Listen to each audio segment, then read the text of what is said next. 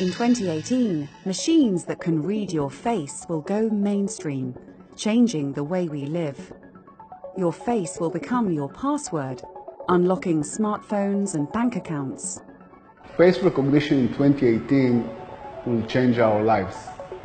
But the technology will also have the power to covertly track your movements. Moving into a world where machines can follow you around and characterize you based only on your face is worrying because it potentially limits your freedom. It will even be able to guess your sexuality through facial features alone. In 2018, we'll be forced to face the future.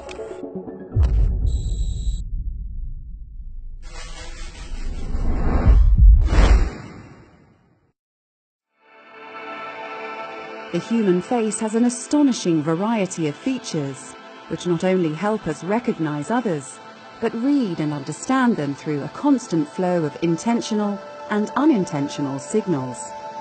It's one of the unique functions that separates man from machine, until now. 2018 is going to be a landmark year for face recognition because there's been a huge amount of progress in the underlying technology known as machine learning.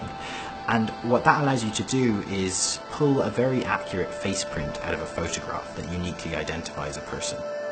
Pioneering facial recognition technology hasn't yet hit the mainstream. In 2018, one more thing. It will be in our pockets. Facial recognition is going to go mainstream in 2018, largely because the latest iPhone has face recognition technology built into it. You look at it, and it recognizes you. By next year, there'll be millions of those devices out in the world, and we're going to get used to unlocking our phone. Then we're going to start getting used to getting into our banking apps with face recognition, and it's going to start feeling normal. But using your face to unlock your phone is just the beginning.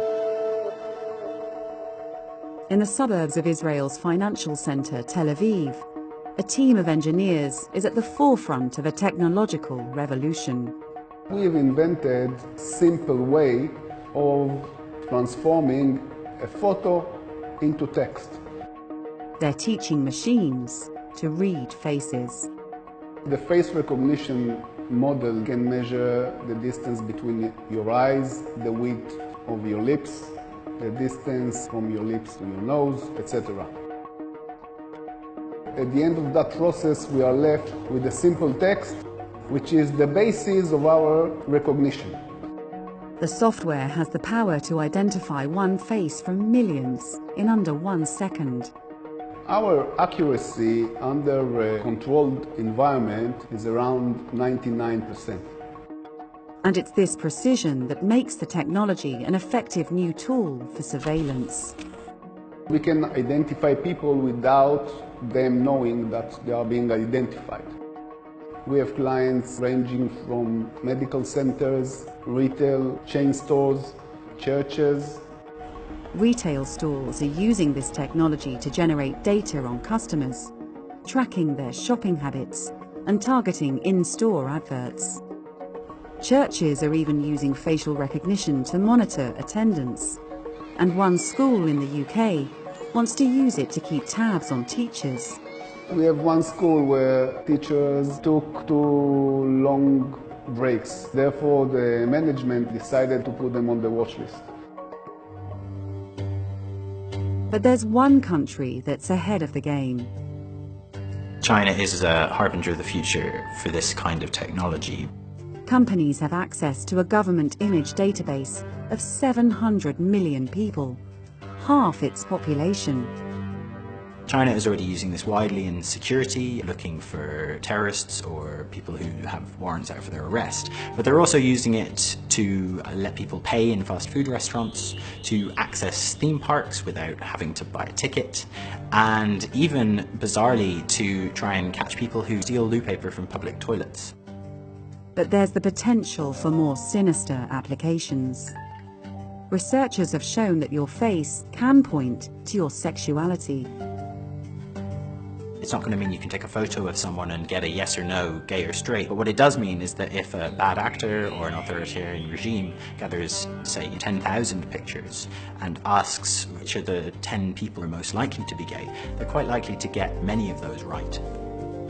This new ability to record, store and analyze images of faces on a vast scale will fundamentally change notions of privacy, fairness and trust. In 2018, that most contact that people will have with face recognition they won't actually know necessarily. It'll be through security services, it'll be through shops that are profiling you, and that's the more worrying side of it. But tech companies are forging ahead with their plans to make facial recognition an everyday part of our lives.